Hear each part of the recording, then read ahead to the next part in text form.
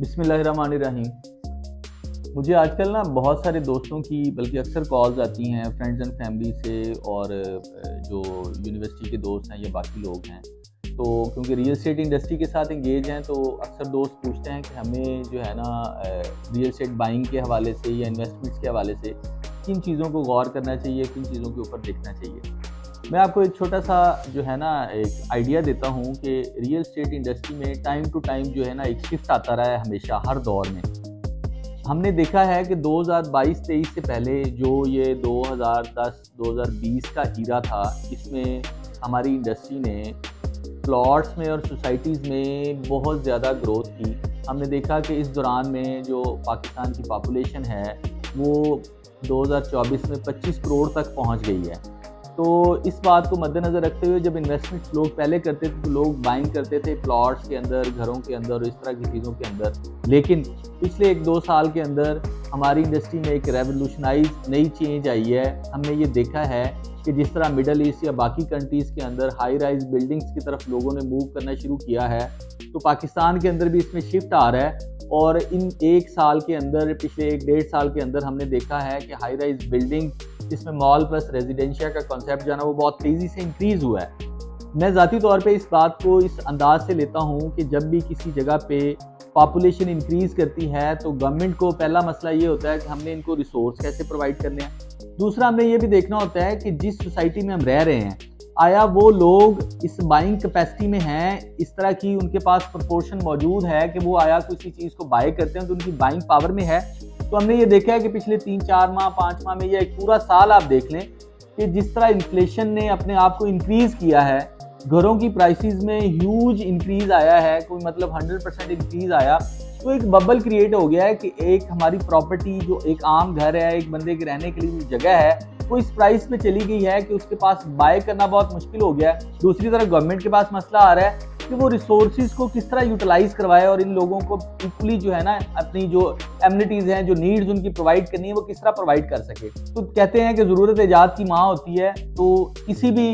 भी सोसाइटी में, किसी भी एरिया के अंदर कोई नई इनोवेशन या चीज़ डेवलप तब होती है जब उसकी नीड जो है ना अपने ब्रेक इवन पे पहुंच जाती है। तो इससे पहले हमारी आम लोगों की ये कहावत थी कि यार हमने घर बनाना है या रहना है तो हमें जो है ना अपनी ज़मीन और अपनी जगह पे लेना चाहिए। लेकिन इन 2 नई डेवलपमेंट ने, जिस तरह इन्फ्लेशन ओवरऑल पूरी दुनिया में आई, इसी तरह पाकिस्तान में भी आई, डे बाई डे जो ज़मीन है हमारी कम होती जा रही है, जिसकी वजह से अल्टीमेटली हमारी इंडस्ट्री ने एक शिफ्ट लिया है। और हम ये देख रहे हैं कि इस टाइम अगर इन्वेस्टमेंट के पॉइंट ऑफ व्यू से देखा जाए तो सबसे बेहतरीन इन्वेस्टमेंट रेजिडेंशियल बिल्डिंग या रेजिडेंशियल प्लस मॉल्स या हाई राइज बिल्डिंग्स के अंदर है, जिनके अंदर अपार्टमेंट्स की जो प्राइसेस हैं वो बड़ी अफोर्डेबल हैं। इन्वेस्टमेंट के हवाले से अगर देखा जाए तो फिर भी बहुत अफोर्डेबल हैं। अगर लिविंग के हवाले से देखा जाए तो एक आम घर को जो एमिनिटीज़ लेने के लिए जितने एक्सपेंसेस और जिस तरह के आओ भगत या चाव करने पड़ते हैं, आप किसी भी अच्छी एक बिल्डिंग में अगर रहने जाएंगे तो वहाँ पे वो एमिनिटीज़ आपको बड़ी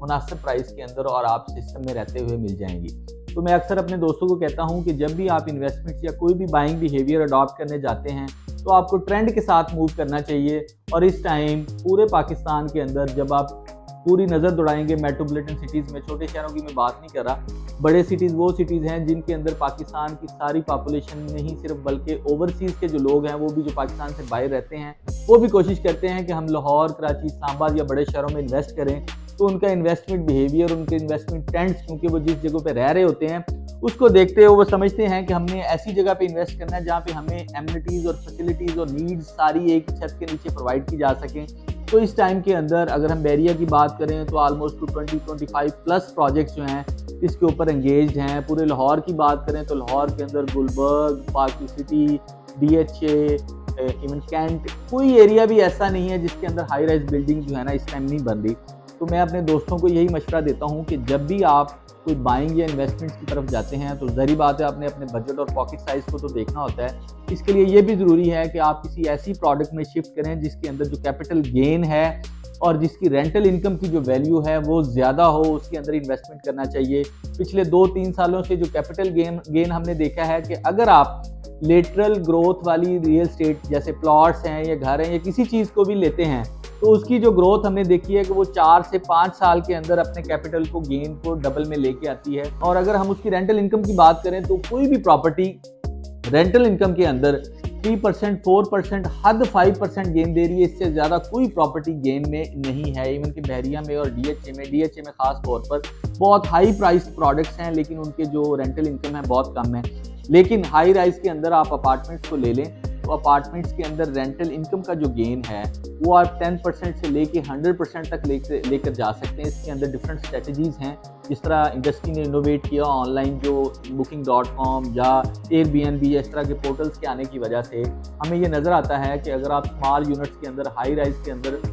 टोटल एमिनिटीज़ और फैसिलिटीज़ के साथ लग्जरी तरह की चीज़ें आप लोगों को प्रोवाइड करते हैं, तो आप रेंटल इनकम और कैपिटल गेन दोनों के अंदर बहुत ज़्यादा इंक्रीज़ ले सकते हैं। तो इसलिए मैं अपने दोस्तों को भी ये मशवरा देता हूँ और मैंने सोचा कि अपनी ऑडियंस को भी ये बात बताई जाए कि इस टाइम ट्रेंड जो है वो हाई राइज का ट्रेंड है, सोसाइटीज़ का ट्रेंड है मौजूद ज़रूर, लेकिन गवर्नमेंट भी जो है ना ज़्यादा जो पुशअप कर रही है वो हाई राइज प्रोजेक्ट्स को कर रही है। तो किसी भी हवाले से, हाई राइज के हवाले से, सोसाइटीज़ के हवाले से या रियल एस्टेट के रिलेटेड कोई भी बात हो, आप एनी टाइम दिए गए नंबर्स पर मुझसे बात कर सकते हैं और हर तरह का मशवरा आप एनी टाइम अवेल कर सकते हैं। बहुत शुक्रिया, थैंक यू, अस्सलाम वालेकुम।